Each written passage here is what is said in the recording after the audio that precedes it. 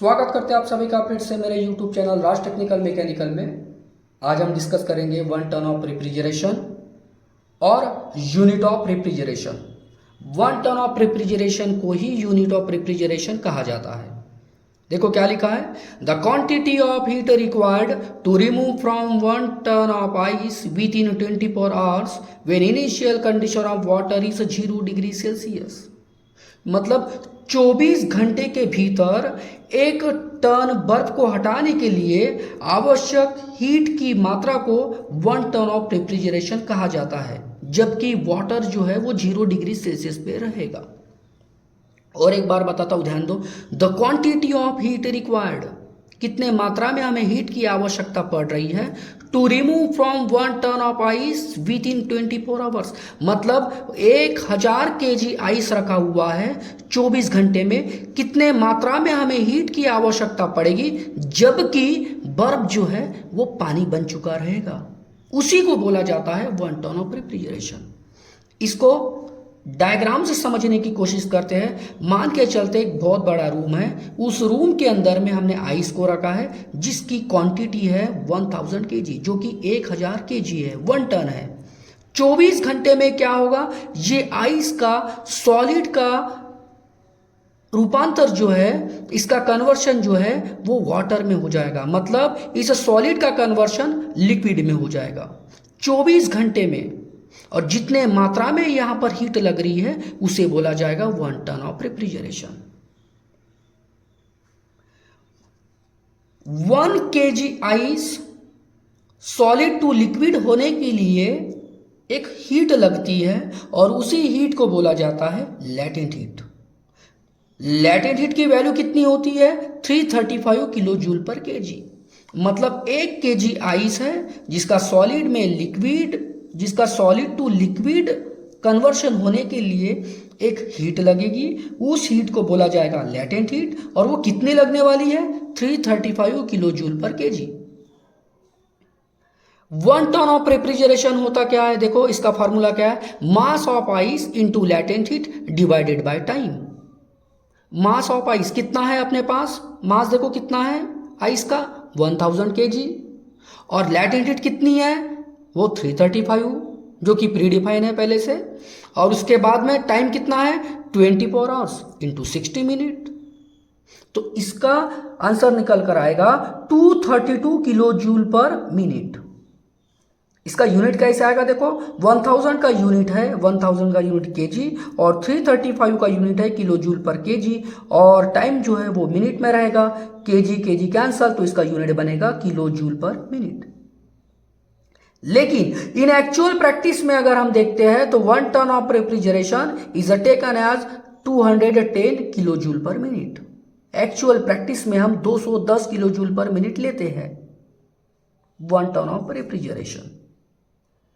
इसे अगर मैं सेकंड में कन्वर्ट करना चाहूँ, इसे अगर मुझे सेकंड में कन्वर्ट करना है तो मुझे क्या करना पड़ेगा, 210 डिवाइडेड बाय 60 करना पड़ेगा, जो कि सेकंड में होगा। Means 3.5 kilo joule per second is nothing but kilowatt. मतलब 1 second equal to 3.5 kilo joule per second और किलोवाट। ठीक है, इसको आसान वे में हम समझते हैं 1 टन ऑफ रेफ्रिजरेशन को। इसको 2-3 तरीके से हम समझ सकते हैं। मतलब 1 टन ऑफ आइस अगर हमारे पास है, 24 घंटे में क्या होगा, देखो जितना वो कूलिंग इफेक्ट प्रोड्यूस करेगा उसे बोला जाएगा 1 ton of refrigeration. Second law of thermodynamics का क्या कहता है, हमेशा ध्यान में रखना, हीट ऑलवेज फ्लो, हीट जो है वो हमेशा फ्लो करती है हाई टेम्परेचर से लो टेम्परेचर की ओर। लेकिन अगर लो टेम्परेचर से अगर हाई टेम्परेचर की ओर अगर हीट को फ्लो करना है तो मुझे क्या करना पड़ेगा, एक वर्क करना पड़ेगा। इस पिक्चर में आप देखोगे एक कप टी है जिसका टेम्परेचर 60 डिग्री सेल्सियस है और बाहर का एटमॉस्फेरिक टेम्परेचर 40 डिग्री सेल्सियस है। और सेकंड लॉ ऑफ थर्मोडायनामिक क्या कहता है, heat always flow high temperature to low temperature. मतलब जो 60 डिग्री सेल्सियस है, यहाँ की हीट जो है वो एटमॉस्फेयर टेम्परेचर में धीरे धीरे करके एक एक करके जाती रहेगी। पहले 60 डिग्री सेल्सियस है और उसके बाद फिर 59, 58, 57, 56, 55, इस तरीके से ये जो चाय है ये ठंडी होगी, इसका टेम्परेचर जो है वो कम होगा as per second law of thermodynamic, क्योंकि हीट हमेशा फ्लो करती है, ये ध्यान में रखना है, high temperature to low temperature. उसी प्रकार से सेकंड पिक्चर में अगर आप देखोगे तो एक कोल्ड ड्रिंक्स है जिसका जो कि चिल्ड है, ठंडा है, जिसका टेम्परेचर जो है वो 20 डिग्री सेल्सियस है और एटमॉस्फेरिक टेम्परेचर कितना है 40 डिग्री सेल्सियस है। और हमेशा सेकंड लॉ ऑफ थर्मोडायनामिक क्या कहता है, हीट हमेशा फ्लो करता है हाई टेम्परेचर से लो टेम्परेचर की ओर। मतलब हाई टेम्परेचर इसका कितना है देखो 40 डिग्री सेल्सियस, 40 डिग्री सेल्सियस, ये क्या करेगा, इसको भी गर्म करेगा, मतलब यहाँ की हीट यहाँ ट्रांसफर होगी। मतलब ये जो 40 डिग्री सेल्सियस है ये अपनी हीट इसको देगा, मतलब ये 20 है तो ये 21, 22, 23 इस तरीके से इंक्रीज होगा और एक समय ऐसा आएगा कि दोनों का टेम्परेचर, मतलब इस बोतल का टेम्परेचर, इस कोल्ड ड्रिंक का टेम्परेचर और एटमॉस्फेरिक टेम्परेचर दोनों लगभग सेम होंगे। इस पिक्चर में अगर आप देखोगे तो एक समझाने के लिए मैंने इस तरह से आपको डायग्राम बताया है। जैसे ये हो गया हमारा फर्स्ट फ्लोर, ये हो गया हमारा सेकंड फ्लोर, ये हो गया हमारा फर्स्ट फ्लोर, ये हो गया हमारा second floor. Heat always flow from high temperature to low temperature, मतलब अगर यहाँ से मुझे हीट फ्लो करना है तो मुझे किसी प्रकार की आवश्यकता नहीं पड़ेगी, वो सीधे सीधे फ्लो होगी as per second law of thermodynamic.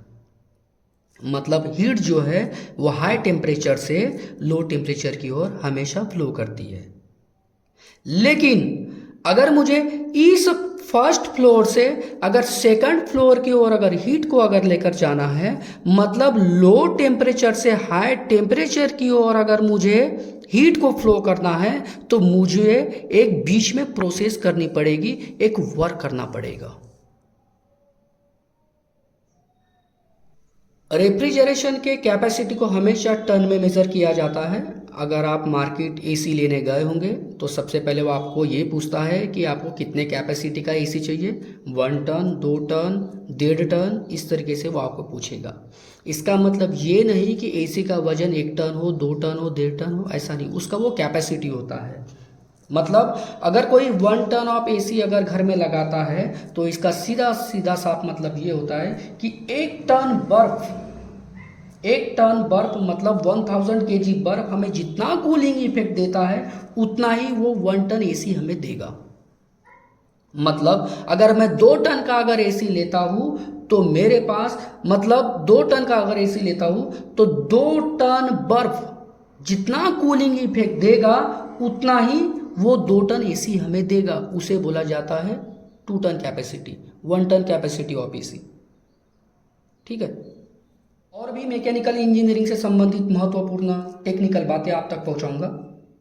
मेरा वीडियो अगर आपको अच्छा लगा हो तो ज़्यादा से ज़्यादा सोशल मीडिया में शेयर करें, वीडियो को लाइक करें, चैनल को सब्सक्राइब करें। मिलते हैं अगली वीडियो में। जय हिंद, वंदे मातरम।